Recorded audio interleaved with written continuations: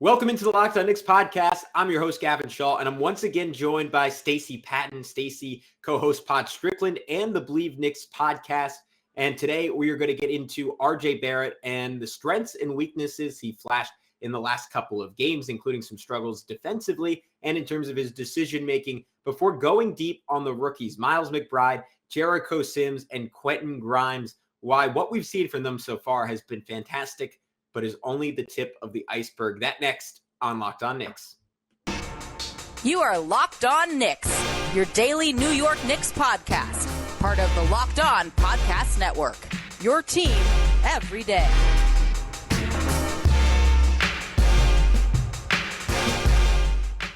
You are Locked On Knicks, your daily New York Knicks podcast, and I'm Gavin Schall, a play-by-play broadcaster. We're now available on all platforms, including on YouTube. So if you haven't already, please go throw us a subscription, throw us a like, throw us a comment. It really does help a whole lot.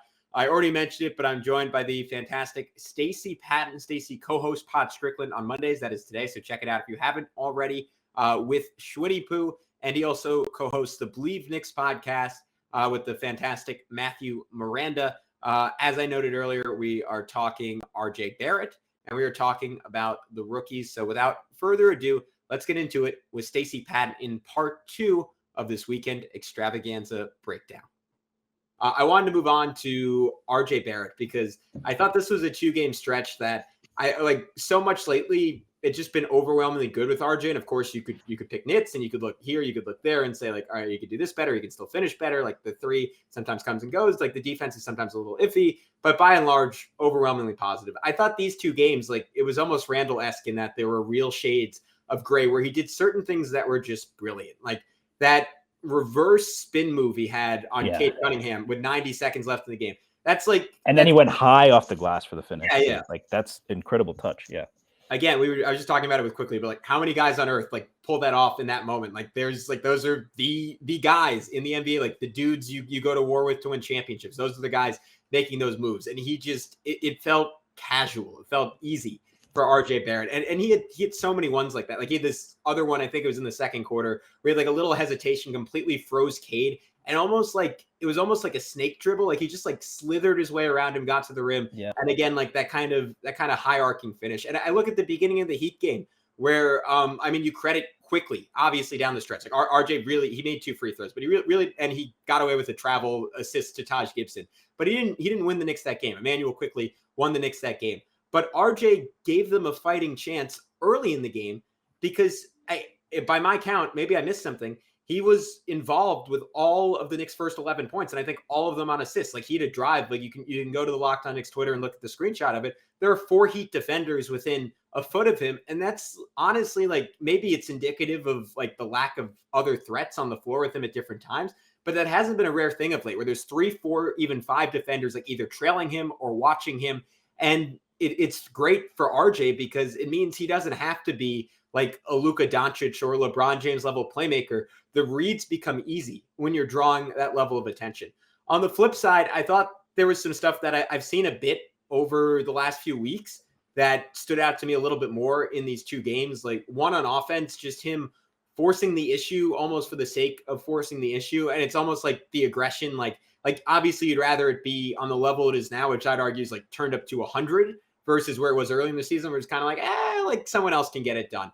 But the downside of that is like there are times like where he does have to pull it back, like especially in transition, where the right move is for him to pull it out. And he's 21. He's going to figure out that balance, but he's just driving into double teams, getting blocked at the rim or throwing up crazy layups. And you can make the argument like that's good for his development, but the Knicks have lost a couple of games down the stretch recently because he was unnecessarily like trying to play hero ball and trying to just like basically like turn off the peripheral vision and just go to the rim at all costs. And then defensively, like I thought he was mostly terrible against Jimmy Butler. Like what was it? Jimmy Butler, like 12 points and 6 assists in the first quarter of that game. And then even in the third quarter, he was just playing soft and he was letting Jimmy like go at him again and again and again.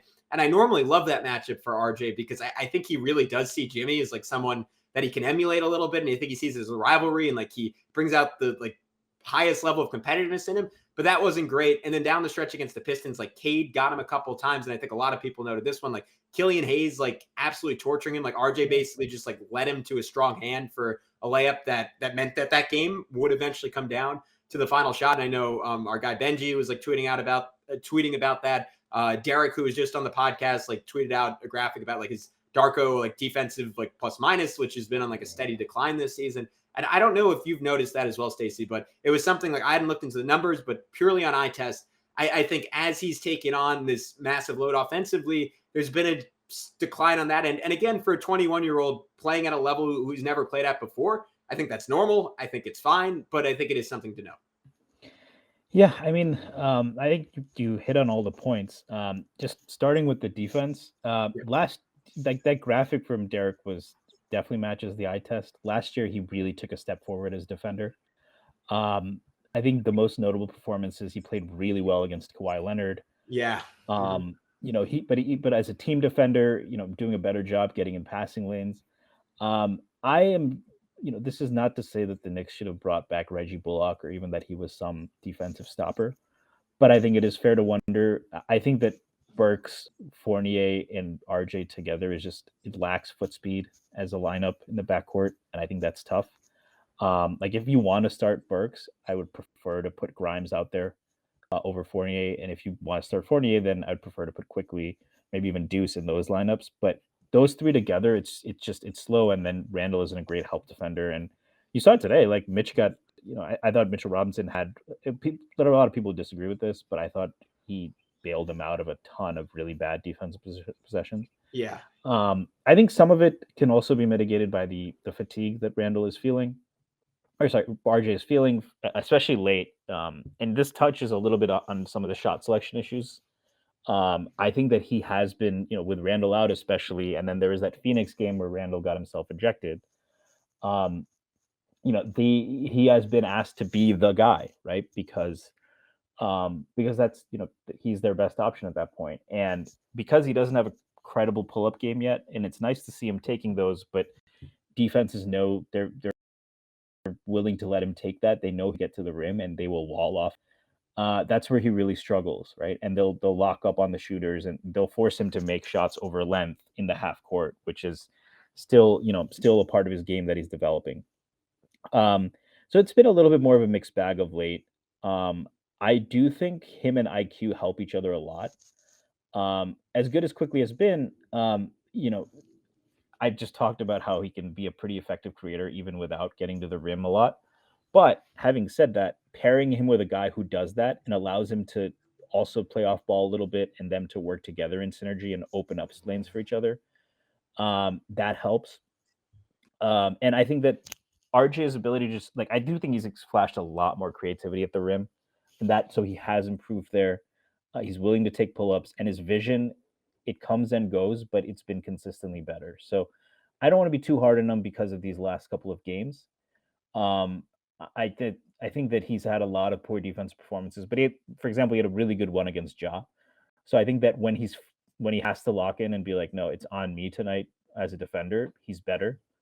But obviously as a team defender, he has some lapses. I think he struggled quite a bit with ball watching this year. Again, it could be hard with more poor perimeter defenders forces you to kind of do that. Overall, I'm still pretty encouraged. I think what he's shown over the last month, I think, Seth Partnow, who left RJ off of his top, I think it was 125 list, caught a lot of heat from Knicks fans. But one thing he had mentioned is that, when we had him on Pod Strickland was, he doesn't have high usage, it's been low 20s, and he's also not efficient, right? So scaling both of those things up, even for a player who's young, it's tough to project that. What he has done is scaled up his usage and the diversity of that usage, and he's complemented with that some playmaking.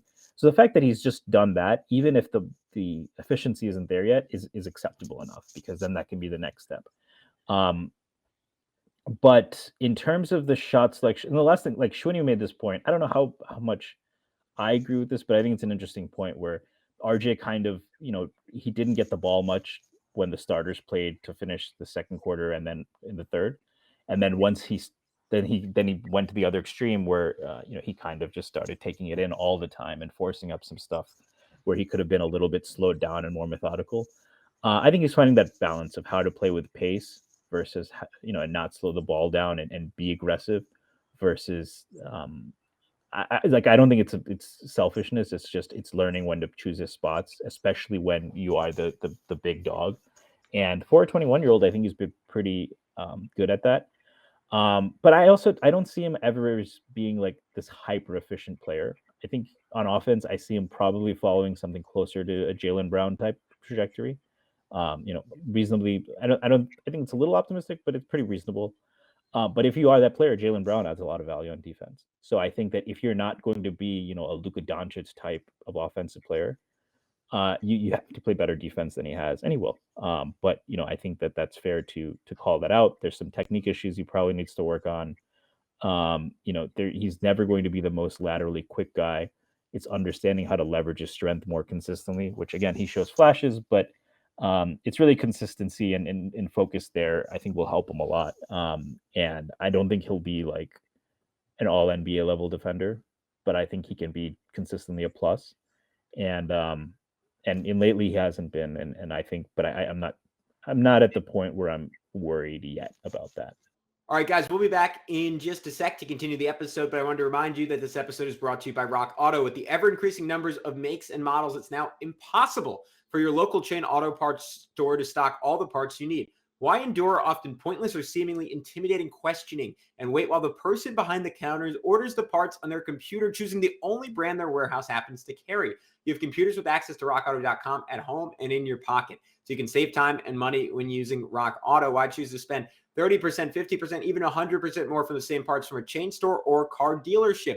When Rock Auto is a family business and they've been serving do-it-yourselfers like yourself for over 20 years. Rock Auto prices are reliably low for every single customer, and most importantly, they have everything you could possibly need. That includes brake parts, tail lamps, motor oil, and even new carpet. So go explore their easy-to-use website today to find a solution to your auto part needs. So go to rockauto.com right now and see all the parts available for your car or truck. Right, locked on in their "How did you hear about us" box, so they know that we sent you. Amazing selection, reliably low prices, all the parts your car will ever need.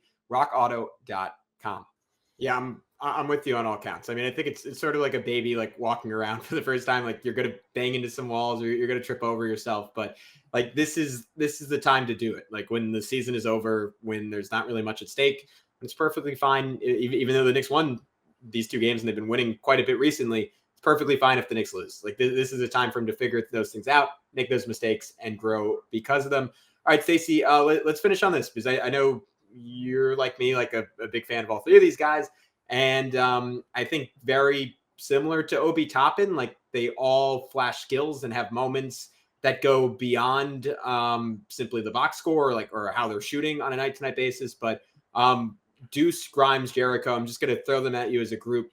What stood out to you in this weekend? And I mean, particularly in that fourth quarter against the Heat, when, to your point, they're going up against all-stars. They're going up against a core group of guys who, like Kyle Lowry, won a championship. Like the rest of the guys in the Heat lineup obviously made it to the NBA Finals in the bubble year. It's one game. You don't want to draw too much from one game.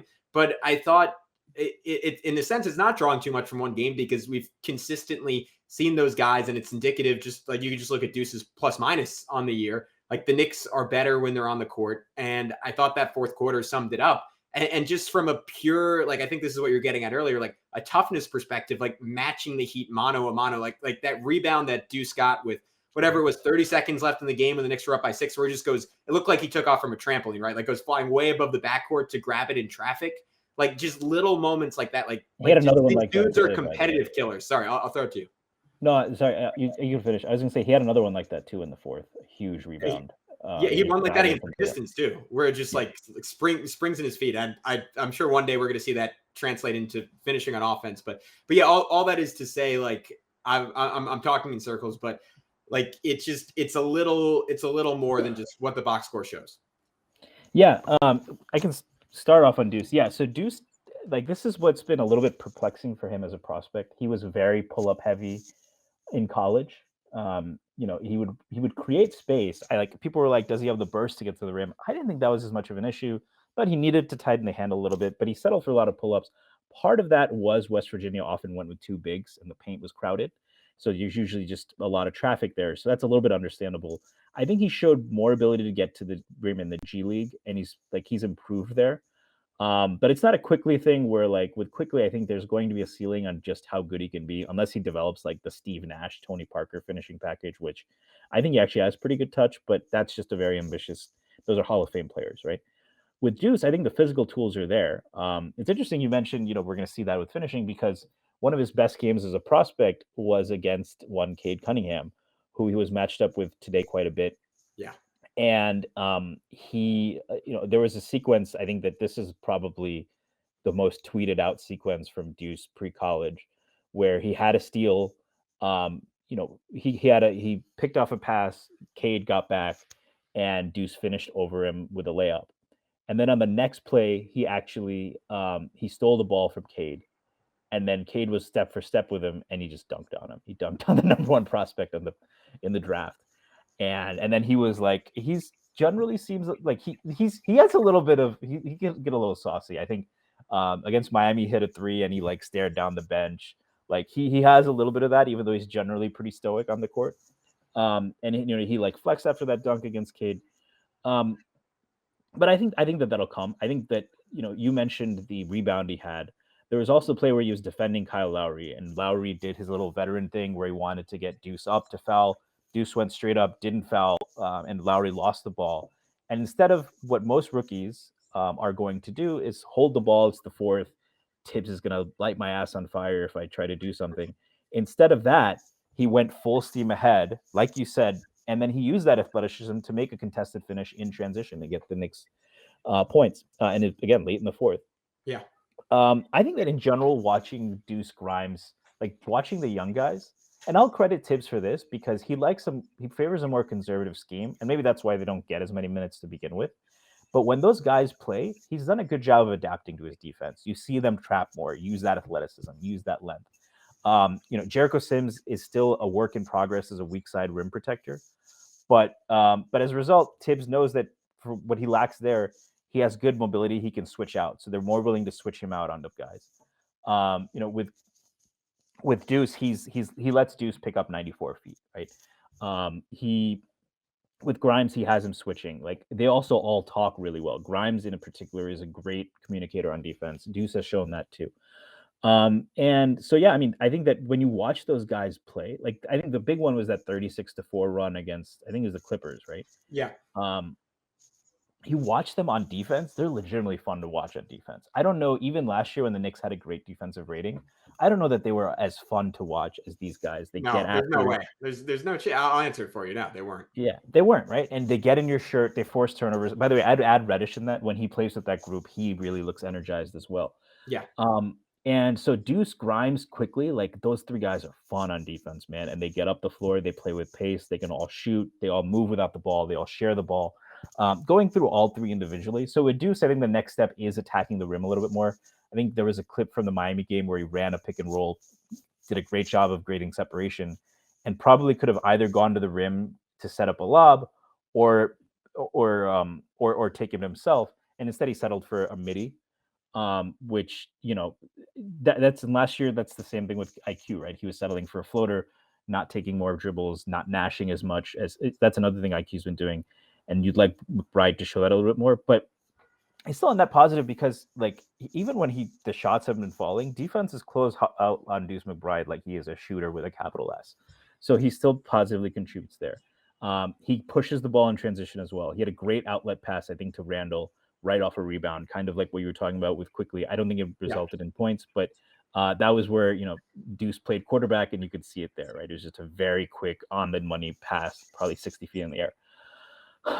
But I think that the shots are going to fall. I'm definitely not worried about him as a shooter. I think he's shown enough as a passer and a ball handler to at least be a secondary guy in that. And I think the shots will fall. And then I think the next step, like the star or like the high level starter outcome gets unlocked when he's going to the rim more consistently. That's probably a year 2 thing. And the last thing I'll say on him is I think a lot of people get antsy when, he was just standing in the corner.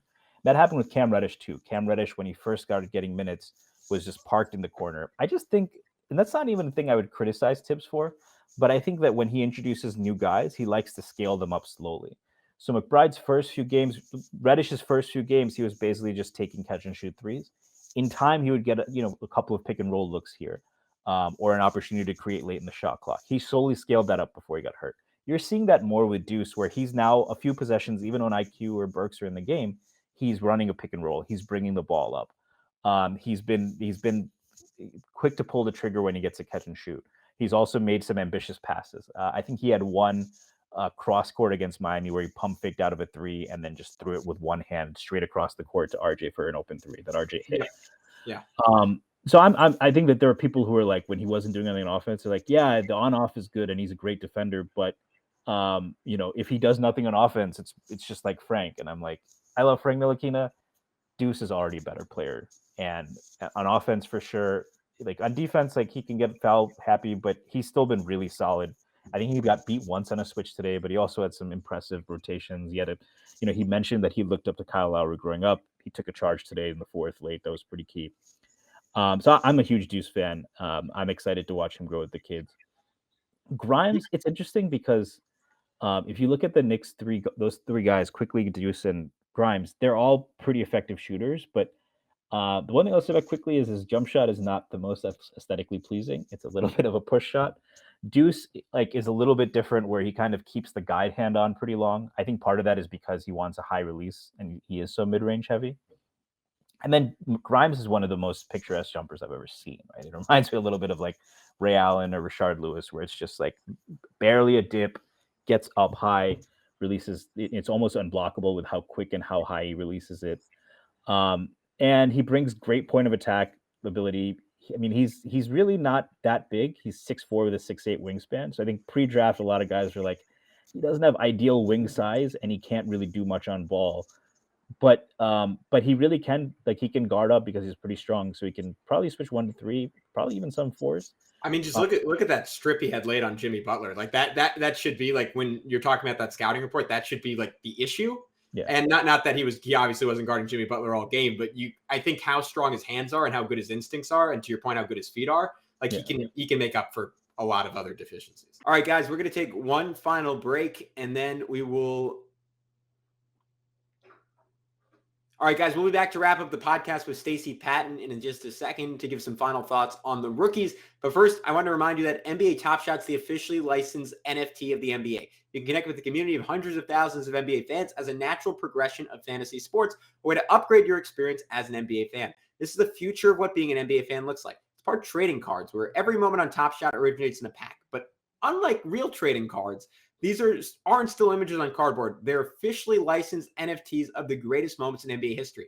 It's basically akin to the stock market for the NBA. Every day, millions of dollars worth of NFTs are traded back and forth between tens of thousands of NBA fans around the world. There's also a fantasy sports component in that every night you have the ability to capitalize in the market if you're able to predict top performers. It's also part airline loyalty program for the NBA. Top Shot flew collectors out to Game 5 of the NBA Finals based on having Suns moments. They also flew collectors out to the NBA draft based on having rookie moments. And those people got to have dinner with first-round draft picks that night before they were drafted. And they got to play basketball with Tyrese Halliburton and a certain burgeoning superstar named Obi Toppin. I hear all the time, why would I buy a highlight when I could watch it on YouTube for free? It's not just about watching a highlight. It's about having an ownership stake in what's akin to a stock market for the NBA's greatest highlights. Top Shot's moments can give you access to events that can be used in fantasy mini games on a regular basis. NBA Top Shot is the future of being an NBA fan. Own officially licensed rare NFTs of the greatest moments from NBA history. Sign up today at lockedon.nbatopshot.com. Yeah, and again, a very smart player, moves well without the ball. Yeah. Great shooter. I think he hasn't looked quite 100% since coming back from injury. Definitely not athletically. I wouldn't. And to your point, the shot outside of the fourth quarter against the Heat just hasn't been the same. Yeah. And then but very encouraging. I mean, I think remember Derek and I had talked about this, and Derek was saying, and I think it was legitimate. It's tough to expect Grimes to come in and be a plus defender as a rookie, because most rookies aren't. Yeah. And he has been. I think Derek even admitted later that like he was the exception to the rule. And that's just that's a combination of all those things we've talked about. Going forward, I think the next step is a little bit more creation. I think like it's been mentioned, but he went to Kansas as a top 10 recruit. He was an on-ball guy. He played point guard in high school. He was viewed as a combo guard creator, physical driver, and that didn't work out well. So he had to reinvent himself as a shooter. And he was taking 15 threes per 100. which, to give you an idea of how absurd that is in college, Quickly was a shooter, and he took 8.2 threes per 100 as a sophomore. Bones Highland, who's another gunner, took about 14.9. So for Grimes to get that many up shows like how just like he's open even when he's not open. And so like, I mean, I think like a comp I've thought about is like Joe Harris, but with much better defense and versatility. Yeah. And then I think at that point, like the on-ball stuff, like can you run a pick and roll, get to the rim occasionally, do some passing? I think he makes pretty good passes. He's another connector type. But that's almost the cherry on top. I see a pretty high level role player that, you know, in today's game, like that peak version of him is probably worth like $20 million a year. You know, I think that would be a better player than even what Fournier is right now, who's getting a little bit less than that. And the last guy I'll talk about is Sims. With Sims, I think he's a testament to the Knicks player development because he looked so lost early in the season. Like against Atlanta, I think got time, didn't know where to be, didn't know when to contest, was missing every box out. He's improved from that to inconsistent. I think there was a sequence today. He had a really nice contest on a Cade drive and he forced a miss. And like and then he followed that up where Cade drove, and it was a nice quick drive, and Sims didn't really have much time, but he couldn't get a contest up on a point blank floater for Cade, just in back-to-back plays. So Benji has talked about this a lot, but knowing when to contest, I think is a reasonably good sense of verticality, especially for a rookie. But knowing when to contest and when to, you know, just he's kind of like Mitch would try to contest everything as a rookie and has to scale that back. Sims needs to probably make the opposite adjustment and understanding a little bit more on his rotations. But he's flashed the ability to do that. And with how much he's improved, again, I think the common thread with all of these young guys is they all seem like insanely high work ethic guys. Grimes reinventing himself from an on-ball guy into what he's become itself is, you know, when he was kind of viewed as a bust or whatever at Kansas is pretty impressive. So those are the kinds of things, but what does Sims do well? He moves his feet for a guy that size as well as anyone. And although he's only 6'9", 6'10", he has a 7'4" wingspan, and that's without considering the fact that he probably can jump as high as anyone in the NBA. That is a big time package. And you've seen him repeatedly stay with guards on switches. He's quite strong, and actually having a lower center of gravity, I think helps him a little bit. When you've seen him defend guys like Jokic and Embiid, he held up pretty well. Those are two pretty decent players. So I think that's pretty encouraging for a rookie. And then the other thing is, you don't want to get into a Sims-Mitch thing. And I think that to say Sims has made Mitch expendable, which some are willing to say is way too premature. Yeah. But what I will say is he has a lot more on offense versatility. You know, I think against Miami, he had like a little baby hook jump shot from 3 to 4 feet, which in my mind, I was like, well, Mitch doesn't have the touch to make that, but also doesn't make Mitch just dunk that. I don't know. But he's like Vivek Dadanya did a thread also on like, you know, Sims is really good at, there are a few examples in the Miami game in the fourth quarter where he would grab an offensive rebound and immediately kick out to an open shooter. Yep. He had one to Grimes late. So he's not Mitch on the offensive glass, but he's pretty good on the offensive glass. And he makes much quicker decisions. He's also a guy that you can throw the ball to and he'll catch it, right? He has good hands. He can like take a dribble, make a quick decision, like in process. Like he's not just strictly like you need to put it up with like a simple lob or that kind of, like he can do a little bit more on offense. In college, he actually flashed the ability to like grab and go and dribble a little bit. He did a little bit of that today. So there's probably a little bit more versatility on offense too. So it's really just a matter of like, can he get to that level as a rim protector and help defender? And then you're talking about a starting level center, which for the 58th pick in the draft is pretty absurd. Yeah.